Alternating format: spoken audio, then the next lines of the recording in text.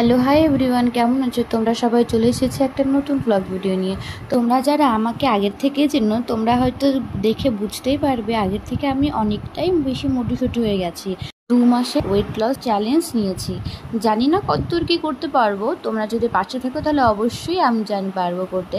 তো যাই হোক, হাঁটতে হাঁটতে চলে এসেছিলাম ফুন্ডিবাড়ি স্টেশনে। তারপরে স্টেশন থেকে যখন আসি তখন এই স্নেক প্ল্যান্টটা দেখতে পারলাম রাস্তার পাশে। তো আমি অনেক দিন ধরেই ভাবছিলাম একটা গাছ লাগাবো, তো ওটা নিয়ে নিলাম।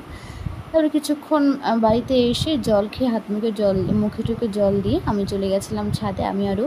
তো দেখো এখানে আমি একটু ব্যায়াম করে নিচ্ছিলাম। ব্যায়াম করা হয়ে গেলে আমরা এখানে যোগা করেছিলাম একটু। তো এখানে একটু ভুল টুল হলে কিছু মনে করো না, ফার্স্ট ডে তো একটু ভুল টুল হবেই, আগে কোনোদিনও করিনি, মোবাইল দেখেই করছিলাম।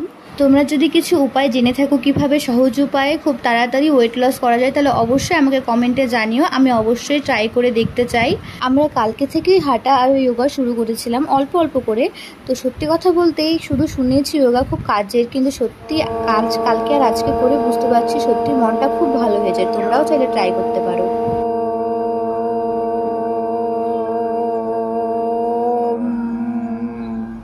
তোমরা যারা কোচবিহারবাসী আছো তোমরা জানবে আজকে কীরকম গরম ছিল। সকাল থেকেই কিন্তু খুব রৌদ্র ছিল, সাথে হাওয়াও ছিল ঠিকই। তো যাই হোক, এসব করে আমরা চলে আসলাম। আর এসে দেখো আমার ঘর বিছানা সব কিছু তুলে তারপরে চলে গেলাম পার্লারের ঘরে, সেটাও আমি ঠিকঠাক করে নিলাম। করে চলে গেলাম আমি স্নান করতে।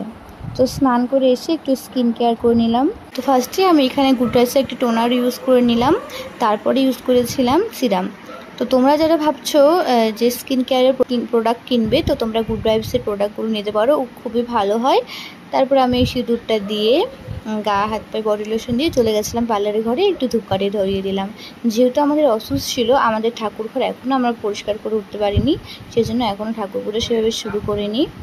তো যাই হোক, ধূপকাঠিটা ধরিয়ে দিয়ে আমি চলে গেলাম ব্রেকফাস্ট করতে। তারপর ভেবো না এত কিছু আমি খেয়েছি। প্রথমে চিয়া সিডটা খেয়ে তারপর একটা ডিম আর একটা কলা খেয়েছি, আর কিছু ছোলা খেয়েছি, আর বাকিগুলো সবাই মিলেই খেয়েছি। তারপরে খাওয়া দাওয়া করে তারপরে গ্রিন টি খেয়ে তারপরে আমি চলে এসেছিলাম রান্না করতে। রান্না করে এখন আমি বসে বসে খাচ্ছিলাম টক দই। তো তারপরে একটু কোচবিহারে চলে গেছিলাম, কোচবিহারে একটু দরকার ছিল, ভাই আর আমি চলে গেছিলাম। তো কাজটা হয়ে গেছিলো, হয়ে যাওয়ার পরে মা আর বুনু আসার কথা ছিল, জিনিস কেনার ছিল। তো সেই জন্যই বসেছিলাম, এত গরম, তো সাগরদিঘির পাড়ে এসে বসেছিলাম। কী সুন্দর হাওয়া, দেখলেই বুঝতে পারবে তোমরা। তারপরে একটু আখের রস খেয়ে নিলাম। আখের রসটা খেয়ে এদিকে চলে আসছিলো মারা। তো মা আবার এদিক থেকে তালের শ্বাস নিয়ে এসেছিলো। তোমরা কে কে জিনিসটা খেয়েছো অবশ্যই কিন্তু কমেন্টে জানিও, আমার কিন্তু ভীষণ ভালো লাগে। তারপরে চলে আসলাম এই যে এই জিনিসটা নিতে, মারা এসেছিলো আসন নিতে এসে